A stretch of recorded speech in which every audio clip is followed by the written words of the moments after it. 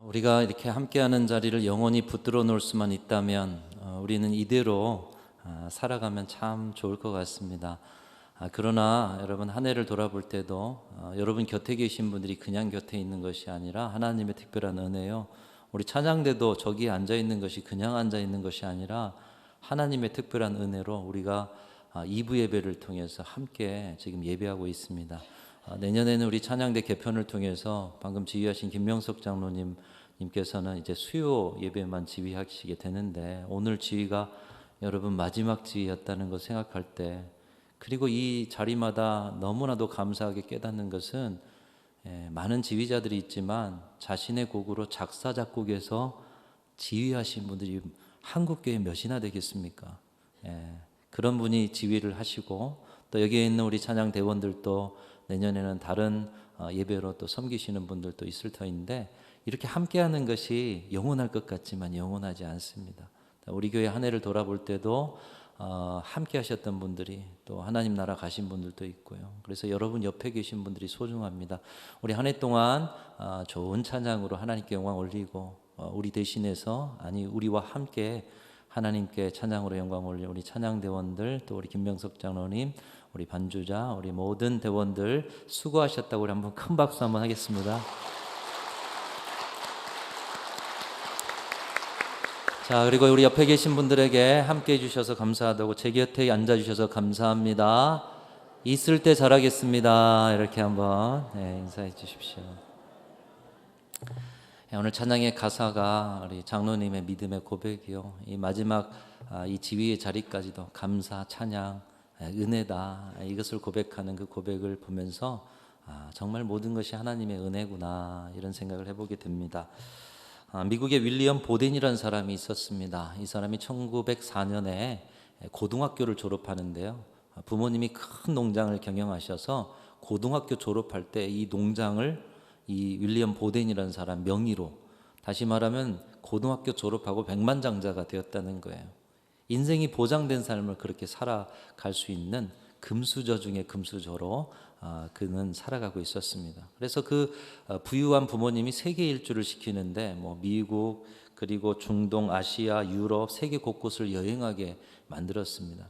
그런데 이 여행하는 중에 하나님의 특별한 은혜였는지 고통받고 힘겨운 사람들의 모습을 보면서 마음속에서 감동이 일어났습니다.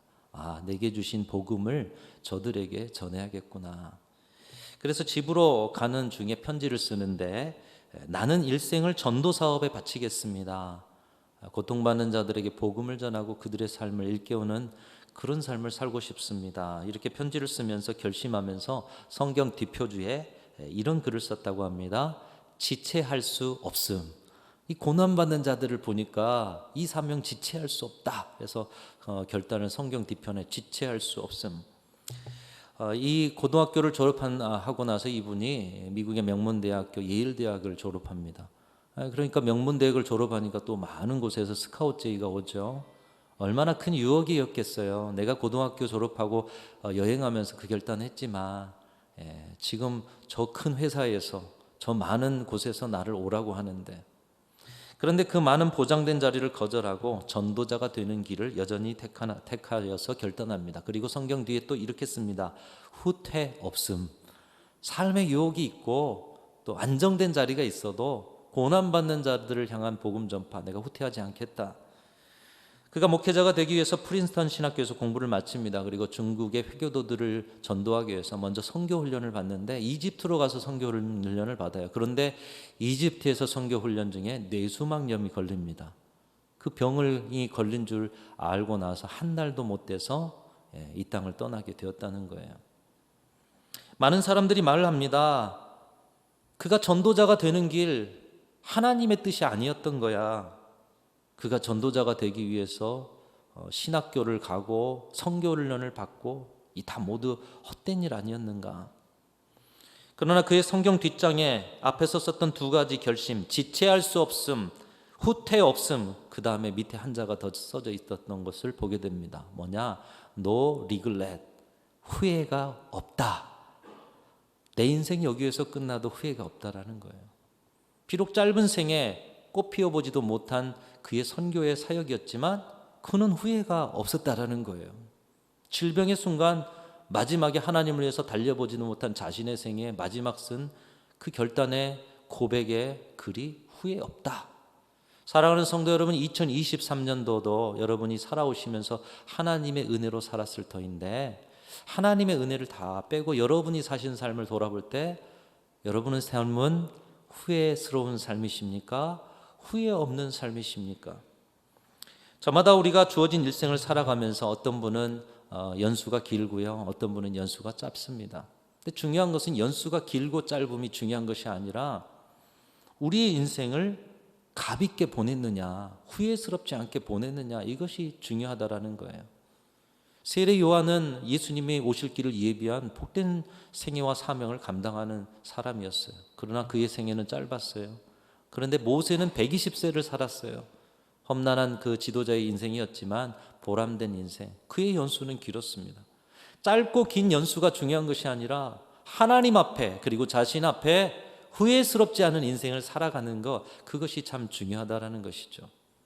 우리가 세상 가운데 보면 많은 사람들이 사회적으로 성공하고 또 돈을 많이 벌고 여러 가지 업적을 쌓고 참 중요하게 생각합니다마는 그거보다 더 중요한 것은 후회스럽지 않은 생애를 살아가는 것이라는 것입니다. 여러분, 그런 성공, 사회적 성공을 이루어도 후회스러운 사람들이 있어요. 대표적인 사람이 솔로몬이었습니다. 여러분, 솔로몬은 존귀한 자로서 하나님이 주신 그 지혜에 있어서는 누구보다도 뛰어난 삶을 살았어요. 그리고 통치하는 나라는 부국강명했고요, 또 많은 사람들에게 지금도 기억되는 사람이었습니다. 전도서에 보면 그는 마음이 원하는 것을 금하지 않고 행하고 싶은 것은 다 행했다, 이렇게 표현하고 있어요. 그러나 전도서에 그가 고백한 하나님을 경외하는 지혜에 대해서 가르치면서 그의 인생에 대한 단면이 조금 나타나고 있는데요, 그렇게 많은 것을 누렸어도 전도서 1장 2절에 보면 그는 이렇게 자신의 인생의 단면을 비춰주고 있어요. 헛되고 헛되며 헛되고 헛되니 모든 것이 헛되도다. 내가 해 아래서 수고하는 모든 수고가 내게 무엇이 유익한고, 물론 하나님을 경외하는 생애만큼 유익한 것이 없다라는 고백이지만 자신이 그 누렸던 생애, 이 땅 가운데 성공이라고 하는 거 다 헛된 것이다. 반면에 오늘 본문의 사도 바울은 솔로몬처럼 부귀와 영화를 누리지 못했습니다. 권력을 누리지 못했습니다. 순교의 제물로, 쉽게 이야기하고 좀 거칠게 이야기하자면 객사한 사람 아닙니까? 그렇지만 오늘 본문에 보면 주님 만난 이후로 그의 인생을 평생 주님 앞에 올려드리며 내 인생 후회 없다, 이렇게 고백하고 있는 것입니다. 오늘 본문 7절에서 이렇게 고백합니다. 내가 선한 싸움을 싸우고 나의 달려갈 길을 마치고 믿음을 지켰으니 이제 후로는 나를 위하여 의의 면류관이 예비되었으므로 주 곧 의로우신 재판장이 그날에 내게 주실 것이며 내게만 아니라 주의 나타나심을 사모하는 모든 자에게 도니라, 이렇게 고백하고 있어요. 한마디로 말하면 나는 후회 없는 인생 살았다. 내 인생 하나님 앞에서도 의의 면류관 받을 만하다. 나는 그 면류관을 기다린다, 이렇게 고백하고 있는 거예요. 사회학자 토니 캄플로라는 사람이 이런 말을 했습니다. 모든 인간은 죽음 앞에 섰을 때 이루지 못한 업적을 바라보며 후회하지 않는다. 단지 바르게 살지 못했음을 후회한다. 참으로 공감 가는 이야기입니다. 여러분, 죽음 앞에 서는 날 우리는 생각지도 못한 채 이 땅에서 그저 뭔가 대단한 것을 이루어 보려고, 업적을 이루어 보려고, 그러나 모든 인간은 결국 죽음 앞에 섭니다. 근데 죽음 앞에 설 때는 내가 뭘 이루었다, 이것에 집착하는 사람 별로 없다는 거예요. 죽음 앞에 서는 자리에서는 항상 하나님의 심판을 예감하고 두려움 속에서 자신의 삶을 돌아보는 것이 인간이라는 것입니다. 여러분은 요즘 어떻게 살고 계십니까? 후회 없는 인생을 사시는 그 고백이 저와 여러분의 입술에서, 특별히 2023년 마지막 날 사도 바울처럼 그 위대한 고백이 올려지시는 그런 은혜가 있으시기를 주님의 이름으로 축원합니다. 오늘 본문의 말씀 6절에 보면 사도 바울이 순교를 앞두고 자신의 파란만장한 생애를 회고하고 있습니다. 전제와 같이 내가 벌써 부어지고 나의 떠날 시각이 가까웠도다. 여러분, 영적으로 깨어있는 사람은 자신의 마지막 시간을 조금 예견할 수가 있나 봐요. 이 사도 바울이 전제와 같이 부어지고, 전제가 무엇입니까? 하나님 앞에 제물을 붓는 여러 가지 방법들이 있는데 포도주를 제단에 부어 드리면서 제사를 드리는 제사법 중에 하나입니다. 피를 상징하는 포도주를 부어 드리는 것으로서 사도 바울의 지난 인생과 사역을 하나님 앞에 전제처럼 부어 드리는 때가 되었다. 여러분, 포도주를 제단에 붓는다고 한번 머릿속에 그려 보십시오. 한 방울 두 방울 계속 부다가 나머지는 이제 나머지 마지막 한 방울을 부어 드리는, 그러니까 전제와 같이 이제 그 마지막 한 방울을 부어 드리는 그 순간처럼 나의 인생과 사명의 이 마지막 한 방울을 주님 앞에 부어드리는 때가 되었구나, 이렇게 이야기하고 있는 거예요. 그 마지막 한 방울의 순간까지도 예수께서 자신에게 주신 사명을 마치려 하면은 자기의 생명을, 그 마지막 한 방울의 생명까지도 조금 더 귀한 것으로 여기지 아니하겠다. 왜?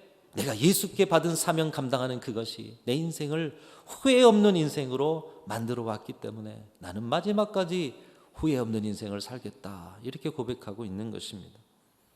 한 해의 마지막 주일을 보내면서 사도 바울처럼 뒤돌아보아 후회 없는 생애를 사는 그 비결을 주님은 우리에게 다시 한번 말씀하고 있습니다.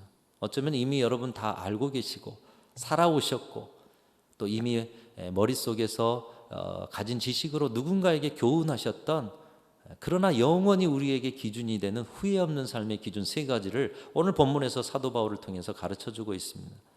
첫 번째, 후회 없는 삶을 살기 위해서는 최선으로 살아라, 이렇게 말씀하고 있습니다. 한번 따라합니다. 최선으로 살아라. 여러분, 하나님 앞에서든 여러분 인생 앞에서든 최선의 삶을 사실 때 후회 없는 인생이 될 줄로 믿습니다.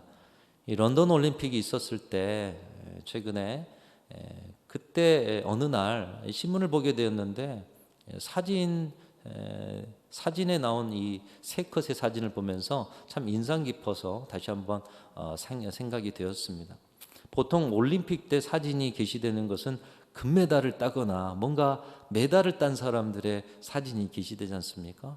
근데 메달에 실패한 장미란 선수의 사진이 게시된 거예요. 세 컷이 게시되었는데 하나는 자신이 들어올린 바벨, 그 바벨에 키스를 하는 장면이고요. 또 하나는 바벨을 이렇게 쓰다듬듯 아마 평생 자신과 함께 해온 바벨에 고맙다, 그 모든 시간들을 회고하면서 고맙다는 표현으로 쓰다듬는 그런 사진이었고요. 또 하나는 바벨 위에 손을 얹고 기도하는 모습이었습니다. 생애의 마지막 올림픽에서 마지막 경기에 대한 남다른 감회를 그렇게 표현한 것을 기자가 포착해서 세 가지 표현을 그렇게 대문짝만하게 표현해 놓았습니다. 이 장미란 선수는 올림픽 치르기 전 2년 전에 교통사고를 당했다고 합니다. 이 교통사고를 당한 모든 뼈가 틀어지지 않습니까? 골반이, 어깨가, 모든 뼈가. 그러는 중에서도 통증과 함께 싸워가면서 하나님을 의지하면서 이 올림픽을 준비했다라는 것입니다. 메달에 실패하고 장미란 선수가 이런 말을 남겼습니다. 역도는 정직한 운동입니다. 훈련에서 들어 올렸던 중량만큼 딱 그만큼만 들었습니다. 그래도 최선을 다했기에 응원해 주신 분들에게 부끄럽지 않았습니다. 자신이 메달을 못 땄어요. 한편 생각하면 그 경쟁의 자리에서 많은 보통의 사람들은 부끄러움을 가질 수 있어요. 근데 장미란 선수는 부끄럽지 않았습니다. 왜요? 최선을 다했기 때문에. 교통사고 후유증 속에서도 철저히 하나님을 의지하면서 통증과 싸우면서 자신 앞에, 사람들 앞에 부끄럽지 않기 위해서, 또 하나님께 영광 돌리기 위해서 최선을 다했던 그 시간들에 후회 없이, 나는 후회가 없고요, 부끄럽지 않습니다. 여러분, 최선을 다할 때 어떤 일이든 우리는 그 일에 대해서 후회하지 않는 것입니다. 믿음의 사람들은 무엇에 최선을 다해야 합니까? 오늘 사도 바울은 7절 말씀을 통해서 최선을 다했던 그 삶을 이렇게 표현하고 있습니다. 선한 싸움을 싸웠다. 나는 선한 싸움을 싸웠다. 다시 말하면 사도 바울이 최선을 다했던 자리, 최선의 삶의 모습을 선한 싸움으로 표현하고 있습니다. 여러분, 그러나 싸움이란 단어는 어감이 그렇게 좋지는 않습니다. 세상 모든 싸움은 헛된 것입니다. 오늘날 얼마나 다툼이 많고 싸움이 많습니까? 그러나 인생을 살다 보면 꼭 싸워야 할 때가 있습니다. 자신을 보호하고 사랑하는 사람들을 보호하기 위해서 싸워야 하는 것이죠. 그러나 그런 일일지라도 세상의 모든 싸움은 헛되지만 딱 한 가지 헛되지 않은 싸움이 있는데, 그것은 우리 하나님을 위해서 하나님의 군사로 싸우는 영적 싸움인 줄로 믿습니다. 하나님을 위해서 싸워가는 싸움. 그래서 싸움이 결코 선할 수 없는데 선한이란 단어를 붙이고 있는 것입니다. 여러분, 사람과 사람 사이의 싸움은 어떤 싸움도 선한 일이 없어요. 그러나 하나님을 위해서 싸우는 싸움은 선한 싸움이다, 이렇게 붙이고 있는 거예요. 사도 바울은 이 선한 싸움을 싸우기 위해서 어떻게 살아왔습니까? 그는 이 선한 싸움을 싸우고 이 싸움에 승리하기 위해서 가장 먼저는 자신의 육체의 본능과 싸웠던 것입니다. 오호라, 나는 곤고한 사람이로다. 이 사망의 몸에서 누가 나를 건져내랴. 오늘은 충만했어요. 근데 다음날 일어나 보니 조금 방심한 틈을 타서 육체의 소욕이 올라옵니다. 조금만 늦춰주면 육신의 정욕이 머리를 들고 일어섭니다. 조금만 소홀히 하면 자기의 교만이 살아나고, 조금만 긴장을 풀어도 자기 자존심과 오기가 살아납니다. 사도 바울은 바로 이런 자기와의 싸움, 자기 육체의 본능과 소욕과의 싸움을 통해서 우리 하나님을 위한 싸움, 영적 싸움의 승리자로 살았다, 이렇게 고백하고 있는 것입니다. 자신의 육체적 본능과 자신의 육체를 쳐서 복종시키기 위해서, 주님의 군사로 선한 싸움을 싸기 위해서 이 싸움을 싸움에 사도 바울은 십자가를 지는 고통과도 같은 그 마음으로, 십자가의 고통을 지금 이 자리에서 지는 마음으로 싸웠다라고 고백하고 있는 것입니다. 갈라디아서 5장 24절에 이렇게 말씀합니다. 그리스도 예수의 사람들은 그 정과 욕심을 십자가에 못 박았느니라. 사랑하는 성도 여러분, 주님의 영적 군사로 영적 싸움에 승리하기 위해서 여러분의 모든 육체적인 정욕과 욕심을 십자가에 못 박는 고통을 감수하시는 그런 은혜가 있으시기를 주님의 이름으로 축원합니다. 또 사도 바울은 고백합니다. 갈라디아서 6장 14절에 내가 세상을 대하여 십자가에 못 박히고 세상도 나에 대하여 십자가에 못 박혔느니라. 여러분, 세상에서 누리는 거, 세상 따라가는 거 쉽고 즐겁습니다. 그러나 그것을 버린다는 건 힘겹습니다. 십자가에 못 박히는 것과 같다라는 거예요. 그 고통을 감수하면서 세상에 대해서는 내가 십자가에 못 박힌 바와 같이 되었다. 히브리서 기자는 히브리서 12장 4절 말씀에 너희가 죄와 싸우되 아직 피 흘리기까지는 대항하지 아니한다. 무슨 말씀입니까? 적당하게 싸운다는 거예요. 육체적인 소욕도 적당하게 누르고요, 세상을 따라가지 않고 하나님을 따라가는 일에도 적당하게 한 발은 세상, 한 발은 하나님. 그러나 히브리서 기자는 책망합니다. 너희가 죄와 싸우되 아직 피 흘리기까지는 대항하지 않는다. 피 흘릴 때까지 육체의 소욕과 싸우고 세상의 죄악과 싸워내는 것이 하나님의 영적 군사로 영적 싸움을 싸워내는 삶이다, 이렇게 말씀하고 있는 것입니다. 사랑하는 성도 여러분, 여러분의 모든 삶에 있어서 최선을 다하여 후회 없는 인생을 살아가시기를 주님의 이름으로 축원합니다.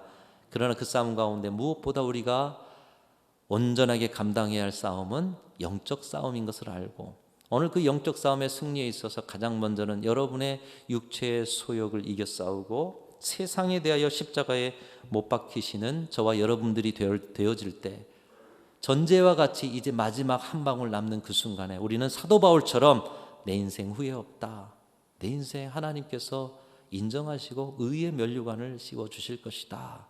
여러분, 저와 여러분도 이 고백으로 인생의 후회 없는 인생을 하나님 앞에 올려드리는 복된 생애가 되시기를 주님의 이름으로 축원합니다. 최선을 다해서 사십시오. 무엇보다 주님을 위해서 최선을 다하는 생애를 살아가시기를 축복합니다. 두 번째로 후회 없는 인생으로 사는 비결은 달려갈 길을 끝까지 마치는 것입니다. 한번 따라합니다. 달려갈 길을 끝까지 마치자. 오늘 우리 찬양대의 모습이 그 모습 아닙니까? 그 모습이 너무 귀하지 않습니까? 달려갈 길을 끝까지 마치는 거예요. 본문 7절에 나의 달려갈 길을 마치고 라고 표현하고 있습니다. 이것을 영어 표현으로 보니까 my course라고 표현하고 있어요. 자기의 사명이라는 거예요. 자신의 코스라고 이야기하는 거예요. 나만의 코스, 내가 걸어야 할 코스, 나의 인생의 경주의 코스, 다른 사람은 가지 않은 나만의 코스가 있다라는 거예요. 사도 바울이 나의 코스를 다 달려갔다 말하는 것처럼 여러분의 인생, 여러분의 사명은 여러분 각자의 코스가 있는 것이에요. 내가 가는 코스 저 사람이 대신해 줄 수 없어요. 여러분의 코스는 여러분이 가셔야 하는 거예요. 직업별로 말해보자면 군인은 군인이 감당해야 할 코스가 있고요. 직장인은 직장인이, 선생님은 선생님이, 목사면 목사가 달려가야 할 코스가 정해져 있습니다. 이 코스를 이탈하면 그것이 바로 탈선이라는 것이에요. 여러분에게 하나님이 맡겨준 코스는 어디입니까? 가정에서, 교회에서, 직분자로 하나님께서 여러분에게 어떤 코스를 주셨습니까? 고린도전서 9장 26절에 사도 바울은 자신의 다름질의 원칙을 이야기합니다. 내가 다름질하기를 향방 없는 것 같이 하지 않는다. 방향성을 가지고 한다라는 거예요. 무조건 달려간 것이 아니라 방향 설정을 분명히 해야 한다라는 것입니다.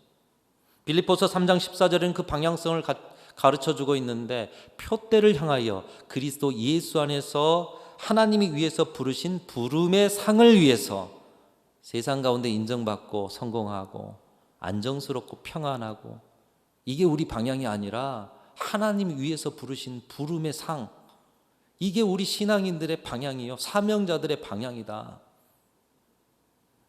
정확한 방향 설정의 다름질이 필요하다고 말합니다. 그러나 정확한 방향 설정만 필요한 것이 아니라 오늘 말씀을 통해서 사도 바울이 거기에 한 가지 더 필요한 것이 있다라고 말하고 있어요. 끝까지 달리는 것이다. 나의 달려갈 길을 마치고 끝까지 달려가는 것. 여러분, 방향이 아무리 좋더라도 끝까지 달리지 못하면 의미가 없는 것입니다. 사도 바울의 경주에서 늘 1등만 한 건 아니고요, 꼭 승리만 한 것이 아니었어요. 그러나 끝까지 달렸기 때문에 그는 오늘도 우리에게 승리자로 기억되고 있는 것이에요. 사도 바울은 자기를 따르고 곁에 있던 데마가 세상을 사랑해서 복음 전파, 복음 전선에서 이탈해서 데살로니가로 가버린 것에 대해서 가슴 아프게 생각했습니다. 데마가 이 복음의 전선에서 떠나 세상 좋아서 떠났구나.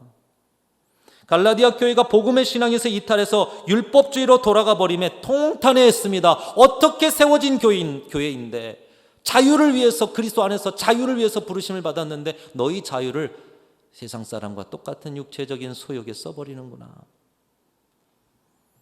우리도 갈라디아 교회 성도들처럼 선을 행하다 낙심하는 일이 비일비재합니다. 끝까지 달리지 못하고 도중하차해버리면 여러분, 그 생에 아무리 방향이 좋았다고 해도 완주가 되지 않아 후회스러운 인생이 된다라는 거예요. 사도 바울은 안디옥 교회에서 안수를 받은 후에 순교할 때까지 주님의 십자가의 고난을 자기의 고난으로 알고 자기에게 주신 코스를 끝까지 완주했던 것입니다. 사도행전 20장 23절에서 24절 말씀에 사도 바울이 그래서 이렇게 고백합니다. 오직 성령이 각성해서 내게 증거하여 결박과 환난이 나를 기다린다 하시나, 나의 달려갈 길과 주 예수께 받은 사명, 곧 하나님의 은혜의 복음을 증거하는 일을 마치려 하면은 나의 생명을 조금도 귀한 것으로 여기지 아니하노라. 여러분, 그가 가는 코스, 하나님이 정해주신 사명자, 사도의 코스 안에 평안만 있지 않았어요.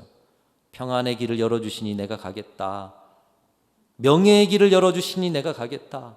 안정의 길을 열어주시니 내가 그 사명 감당하겠다, 이렇게 말한 것이 아니라 결박과 환난이 나를 기다리는구나. 그래도 하나님이 내게 주신 달려갈 길이니 내가 끝까지 내 생명 귀한 것으로 여기지 않고 그 코스 완주하겠노라. 사도 바울이 달려가는 코스에 죽음의 장애물이 있었습니다. 고난과 핍박의 장애물, 사람의 장애물, 짐승의 장애물, 동족의 장애물, 이방인의 장애물, 가난의 장애물. 그러나 그것이 결코 그의 믿음의 경주에 완주하는데 장애가 될 수가 없었어요. 사랑하는 성도 여러분, 하나님이 여러분에게 주신 인생과 사명의 코스가 각기 있으실 겁니다. 그 코스를 오늘 두 번째 후회스럽지 않은 비결처럼 끝까지 완주하실 수 있기를 주님의 이름으로 축원합니다. 여러분, 멈추면 우리의 경주가 방향이 달라질 수도 있어요. 끝까지 달려갈 길을 다하심으로 후회하지 않는 인생, 그런 신앙으로 살아가시는 우리 성도들이 다 되시기를 간절히 소망합니다. 두 번째로는 끝까지 달려가는 것. 세 번째, 후회 없는 인생을 사는 비결은 마지막 순간까지 믿음을 지켜내야 우리는 후회 없는 인생을 사는 것입니다. 본문 7절에 믿음을 지켰으니라고 고백하고 있어요. 선한 싸움을 싸우는 것도 중요합니다. 그리고 달려갈 길을 끝까지 감당하는 것도 중요합니다. 그런데 그 끝에서 확인해 볼 것이 있어요. 그 끝에서 믿음을 갖고 서 있지 않으면 아무런 의미가 없어요. 선한 싸움도, 끝까지 달려간 생애도. 믿음. 평생 예수님을 믿는다 했지만, 평생 사명을 감당한다고 했지만, 주님이 나를 부르시는 순간 믿음이 없다라면 여러분 아무 소용이 없어요. 수십 년 예수 믿는다 이렇게 교회 오가지만 주님이 나를 부르시는 순간, 그 순간 믿음이 있으셔야 하는 거예요. 마태복음 7장 21절부터 23절의 말씀에 보면은 예수님께서 줄인 자들을 섬기고 가난한 자들을 헐벗는 자를 먹이고 이렇게 고백하는 제자들을 향해서 주여 주여 하는 자마다 천국에 들어가지 못할 것이다. 주님은 그렇게 말씀합니다. 나더러 주여 주여 하는 자마다 다 천국에 들어갈 것이 아니요 다만 하늘에 계신 내 아버지의 뜻대로 행하는 자라야 들어가리라. 예수의 이름으로 우리는 오늘도 섬기고 헌신하고 봉사합니다. 예수의 이름으로 오늘도 세상으로 나아가서 우리는 예수님의 그 손길이 되어서 주님의 사랑을 전하고 그 선교적 비전을 가지고서 세상을 섬기고 있어요. 그런데 마지막 날 주님 앞에 섰을 때 내가 너희를 모른다. 주여 주여 한다고 다 내 백성 내 자녀가 아니라 하나님의 뜻대로 행하는 그런 자리가, 그런 사람들이 내 사람들이다. 근데 너희는 내 이름을 가지고 행했지만 내 뜻대로 행하지는 않았다. 여러분, 그렇게 말씀하신다면 의미가 없듯이 우리가 마지막 순간에 주님 앞에 서는 날, 이 땅을 떠나는 날 확인해 보아야 할 것이 하나 있다는 거예요. 그게 뭐냐? 믿음 안에 서 있는가? 진짜 믿음을 가졌는가? 사도 바울은 어디에서나 믿음을 지켰고 하나님께서 부르시는 날까지 이 믿음을 끝까지 믿음을 지켰으니 이렇게 고백하고 있는 것입니다.